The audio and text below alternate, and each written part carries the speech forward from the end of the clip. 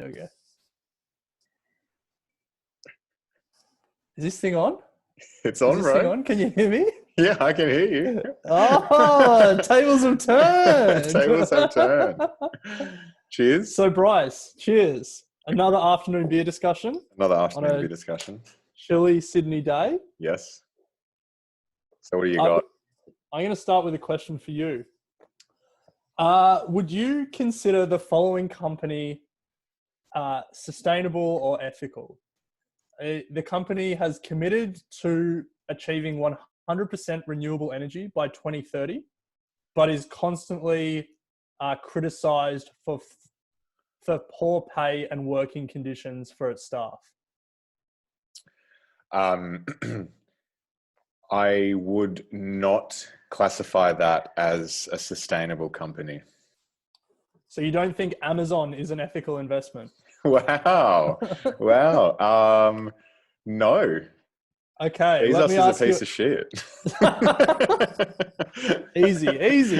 He could sponsor us one day. True. All right. Let me ask you another one. This company has provided financial education to over 500,000 Australian students. Okay. But they're also lending billions of dollars to the oil and gas industry. It's a no from me, dog. No? No. That's Commonwealth Bank is not sustainable. Yes. Okay. All right. What about this one? They are a founding member of the Global Roundtable for Sustainable Beef Production, but their business is the selling of junk food. Wow. Is this McDonald's? I'm not telling you. Is it sustainable? I mean, that's on the edge for me. I would say I probably would invest in it.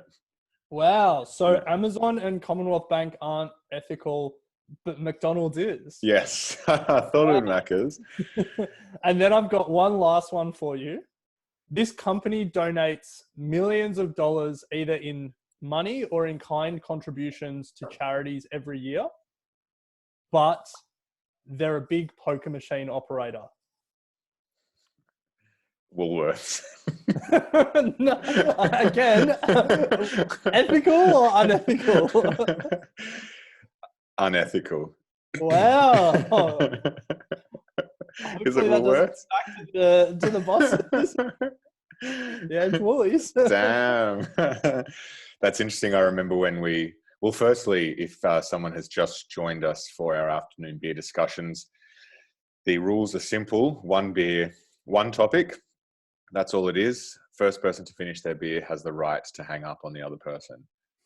So we like to keep these short and sharp or drink slow, depending how we're going. I remember when we interviewed, and I guess, Ren, today's topic is sustainable investing or sustainability. Yes, or ethical investing is ethical investing. Yes. Yeah. And we did interview Adam, who is the CEO at Super Future, and I remember you asked him right at the end of the interview. Future Super. Future Super. Super Future is what they want to achieve. Yeah. And Woolies, I remember, was on borderline for him at the time, so we should check. I think it was a hard no from him. Oh, was it? Yeah. Oh, until they got rid of their pokies. Yeah. Oh, there you go. Well, So, they are in the process of doing such. So you should take a long, hard look at where you work, mate. Is all I'm saying. Come on. Coles does, yeah. Anyway, so sustainable. Coles doesn't own any pubs. That's a fair call.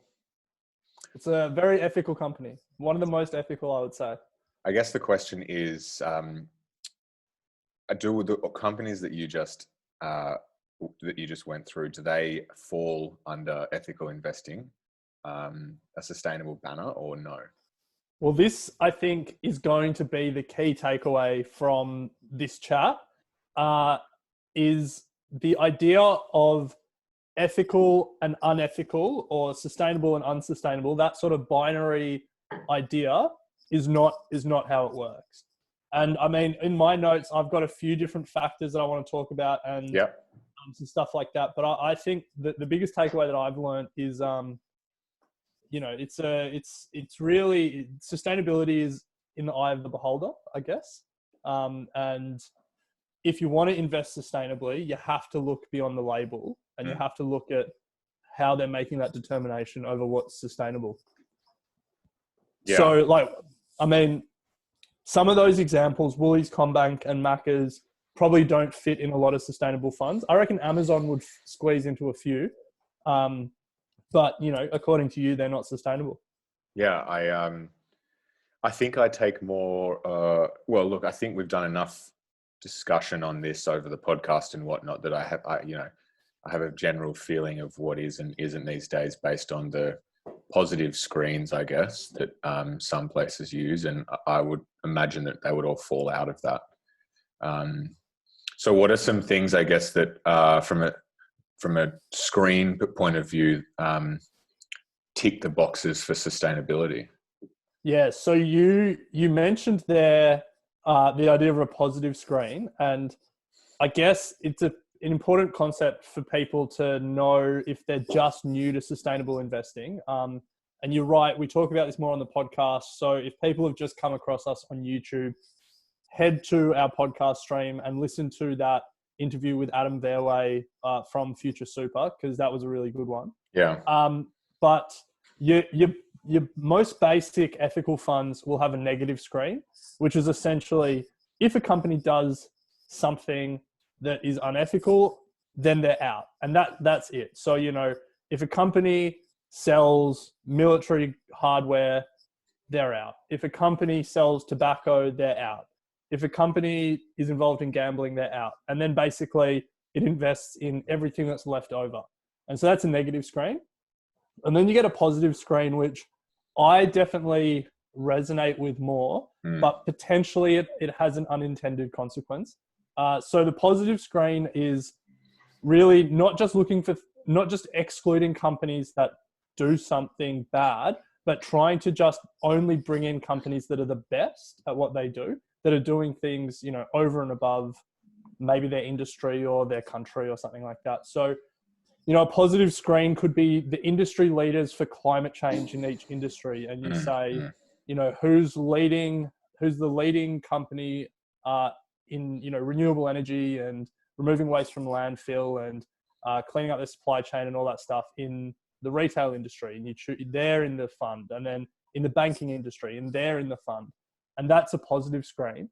Now, the unintended consequence of that is some ethical funds that have a positive screen will include companies that you might think are unethical. So they might get the best tobacco company, like the company that's doing the most to... Interesting. So the company that's still putting their best foot forward gets classified as positive because they're making effort, where in actual fact underlying could be deemed as unsustainable given the industry they're in. Exactly. Yeah. Interesting. Or like, what oil and gas company is doing the most to help the fight against climate change? And maybe they get picked up in the screen. Yeah. So that's the unintended consequence of doing it that way. Now, obviously there's funds that will say, we're going to exclude all these industries, and then we're going to pick industry leaders in industries that we think are ethical. So there's a bunch of different ways that it's done. But you got to peel back the label and see what's underneath. Nice. Well, that feeds in well to a bit of a quiz that I have later on. Interesting. I've got another quiz for you as well. Nice. Actually, let me do this now, because it's about some of the factors, and then we'll get stuck in. Okay. So obviously, there's some ethical issues that that most people would consider non-negotiable. So like tobacco, creating weapons, fossil fuel. Gambling is probably one. Yeah, climate change is a big one. They're sort of your staples. And when you think of sustainability and ethical investing, they're the main ones. But obviously there's a lot more things that companies can do and a lot more impacts that they can have than just those key ones. So I'm going to throw out a few, and you tell me if you think they should be included in an ethical investment screen. Positive screen. Or negative. You could say if a company, so the first one I'm going to say is sells junk food, that could be a Okay. positive or a negative screen. The negative screen would be if they sell junk food, they're out. Yeah. The positive screen would be what companies are doing the most to promote, Healthy eating community or health. Yeah. yeah. So it could go either way on a lot of these. Yeah. Yeah. I'll look at it from a negative screen point of view, I think. Yeah, you do Exclusion. whatever. Junk food. So that was the first one. Do you reckon that is should be a factor in determining the ethics of a company? Considering I said I would invest in McDonald's, I'm going to say no from a negative screen, but I can understand why they'd put it in positive. Okay. All right. What about selling alcohol? Oh, tough. I'm also going to say no. Keep it in. Okay. Keep it in. That's ethical. Yeah. Well, the amount you drink, it would be. Mate, we're both doing afternoon beer discussions. Actually, yeah, I agree. Alcohol companies, some of the most ethical ones out there, especially whichever one sponsors this afternoon beer. All right. What about this? Pays a fair wage. I think ethical, of course. Yes. And then what if, so where this question was really going was, what about all those companies in America that pay minimum wage, but that's below a living wage? Yeah. I mean, I think that's unethical. So that excludes basically 2/3 of the S&P 500. Yeah. Pot like gone. We're narrowing the investing universe. Macca's gone. All right. This one is big for mineral companies like mining companies and oil and gas companies. Respect Indigenous rights and Indigenous landholders. Ethical. And I think that would fall very much in the positive screens though. Yeah, it's tough because you might be excluding a lot of companies that way. Yeah. What about gender balance on their board? Again, I think it's a lot of companies who do this use it as one of their sort of means of promoting sustainability and ethical ESG. I agree, it would fall in a positive screen. I don't think it would fall in a negative screen though. Yeah, because if you're excluding every company that doesn't have at least like 33%, you'll have no S&P 500. Probably a lot of the ASX falls out as well. Yeah. And then the last one that I was reading about that is an interesting one: support of the military. Wow. Yeah. I mean, I would see no reason. I can't think why that would be a negative. But I also don't see why a business would want to promote that as part of their ESG strategy. I mean, think about America. Yeah, I guess in America, absolutely. But in Australia, you'd be even in Australia, like if BHP was like. I mean, most companies have big, Anzac Day things and stuff like that, which, for most people wouldn't even register on the spectrum of this is unethical. But there are funds out there that would say, it is. It's like supporting the military is basically supporting, what the military do, and they screen those companies out. True. And so I guess that is a roundabout way of saying that, again, what people consider ethical is so varied. Yeah. And the funds and what you might actually be investing in might be far less ethical than you expected, or on the flip side, way too far the other way, and, is screening out a lot of companies that you actually consider perfectly fine. Yeah. It's actually, so that's an interesting one. It's very hard to navigate. Well, nice. Do you mind if I kick into my little spiel here? That's it. Yeah. So I did some digging, and there's a research firm called Corporate Knights, and They're a Canadian-based research firm, and since 2005 have been releasing a global ranking of the top 100 corporations, all listed corporations, with revenue in excess of $1 billion, ranking them on key metrics around sustainability. So they're sort of revered as the list that you want to be on. To your point, Ren, you just mentioned a lot of metrics that they look at. Resource management is one, energy, water, that sort of stuff. Financial management, that is the second metric, and that looks at things like the gap between CEO and average employee pay.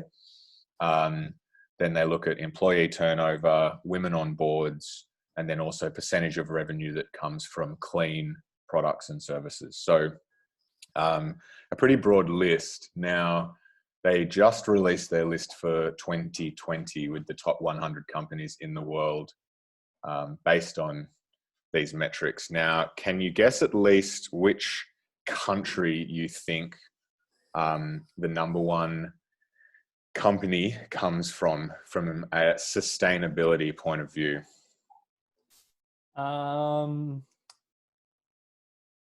The Netherlands. Oh, not bad. Denmark. Oh, okay. So this is where I'm going to bring in, given that we don't edit any of this and we don't have any graphics to bring in, I'm going to be bringing in some really good graphics here. And the number one sustainable company in the world is Ørsted AS from Denmark. Now, Ren, Ørsted, would you believe it, is actually a wholesale energy provider. They're an electricity power plant. And what, 100% renewable? Very, very close to 100% renewable. And the reason that they are the number one is because they've completely flipped their business model from from what was very coal intensive energy generation to now 83% of their energy generation comes from renewables. So even that is an interesting thing though. Like, I guess there's one school of thought that it's like a company is more ethical if they're making a big change to, in this case, to fight climate change. But the flip side is they're still 17% fossil fuel exposed. Surely that doesn't make them the most sustainable company in the world. It's a good question. And I'm sure that there are other elements of the key metrics that come into play with that. I'm sure there are, yeah. Yeah. But they say that they are now almost a pure play renewable energies company. So that is the number one. But there are pure play renewable energy providers, full stop. Would they be listed? Sack the almost. Would they be listed? Yeah. There's plenty. So the number two company coming in, Ren, again from Denmark, is CHR Hansen Holdings. Is this the top list of Denmark? No. This is also from Denmark. Now they're involved in food and chemical production or agents in that space. They got on there because of their board and pay related metrics. Coming in three, Ren, with these massive graphics of ours, is a petroleum refinery. Would you believe? Neste Oil. From Denmark? From Finland. Okay.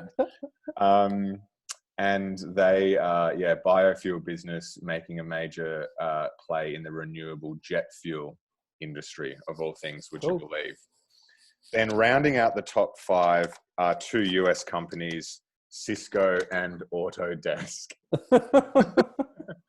Both of which have come in because of issues related to their board and pay as well. Now, question, only two companies in Australia made the top 100. Okay. Which industry do you think both of them come from?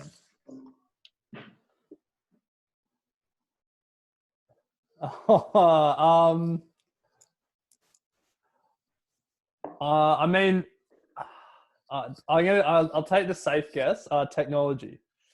No. Would you believe it? Both of them are in the financial space. The highest ranked sustainable company in Australia listed is National Australia Bank, coming in at number 42. Coming in at number 75, the second highest in Australia is Westpac.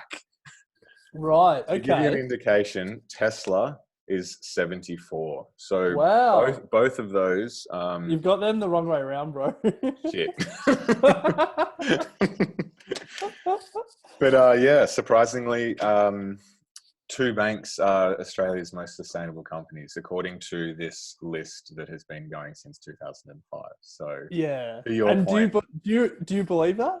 no way. Yeah. I think to your point, again, it just shows how confusing this whole space can be. Very arbitrary.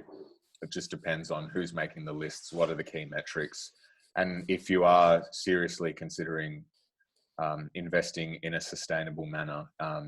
I don't think it's nailed yet, if that makes sense. It's even if you go on and have a look at the top ETFs by sustainable ranking, you know, they're all Facebook, you know, Microsoft's in there, all companies Yeah, that you well, probably think. Facebook was in there and then it dropped out from everyone's in like 2018 or 2017 because of the data stuff. And then it got added back into a lot very quickly. It's a moving feast. Yeah. Yeah. I want to make one call out around these sustainability indexes though, because basically there's a lot of them out there. They rely on company participation a lot of the time. Like, you know, if we were going to build a sustainability index from scratch, we could use the public reporting, but that's only, you know, so much of the story. And so a lot of these indexes then rely on companies to, you know, make people available, open, you know, what they're doing, for people to properly like rank them in the index. And so if companies aren't participating, then the rankings are skewed, I guess. So yeah, like there's a big one, the Dow Jones Sustainability Index, that a lot of Australian companies participate in, but none of them are perfect. A lot of them are far from great even. And there's a lot of them out there trying to do something similar. And like it all comes from a good place, but I would take the rankings with a grain of salt. Absolutely. Yeah. Yeah. Nice. And I definitely wouldn't expect NAB and Westpac to meet a lot of sustainability screens. No, I'm going to dig into that a little further, and perhaps when we meet next. Yeah. A company like CSL or something would probably be like exponentially more sustainable just because they're not pumping billions of dollars into the oil and gas industry. Yeah. Like that alone seems to, I'm sure. Yeah, well, look, I'll take it as a note to do a bit of digging into it to understand what's going on, perhaps what the weighting of the metrics that this company, uses. But look, it seems to be the list that everyone wants to be on, the corporate knights list. So yeah, we'll see. But anyway, I've finished my beer. Okay, I was going to ask you one more question. Feel free to hang up if you want, though. If you wanted to invest ethically, what would you do? Wow, that is a great question. And to be honest, I think at this stage, I think my best approach would actually be go with Future Super, purely because I think they spend way more time thinking about this space than I do. They also do it from a positive screening rather than a negative screen. And their approach seems to be quite rigorous from that point of view. So I'd at least try and understand what they're investing in and go from there. I just don't spend enough time understanding the ins and outs. What would you do? Well, you know me, I have no ethics or morals whatsoever. So. This is true. Money's money, baby. My portfolio is 80% tobacco, and that's just because I know you're going to prop up the industry for years to come. Come on. No, I think for me, I would have no problem holding an ethical index, but and actually I do hold some, just ethical ETFs. But I very much take the view that I'm not going to let perfection be the enemy of the good here. And I'm not going to get too upset on the fringe cases of is McDonald's ethical or not ethical. Because in a general sense, even if you're not investing in the perfect ethical fund, the flow of money into ethical funds in general is putting pressure on all of these companies. The fact that ethical fund managers and ethical index creators are meeting these companies, financial teams or investor relations teams, and asking them the questions to gauge whether they should sit in these indexes and these funds. And, Future Super has the capital base to be able to ask hard questions and to be able to make those decisions, is putting pressure on. So I think the most important thing you can do if you care about this stuff is just be part of that inflow of money leading into that sector, which then empowers the fund managers to, use this investment capital to be another voice to drive sustainability. Yeah, nice. Yeah. Nice one, Ren. Well, always good to chat. You finished your beer or what? Nice. And last call for a beer sponsor as well. Last call for a beer sponsor. Always looking for, you're still drinking out of the bottle and giving away the brands that you're drinking. But until then, I'm going glass only. So. Beer companies, this could be you. Nice one, bro. We'll talk at some stage during the week when we feel like another beer. Sounds good.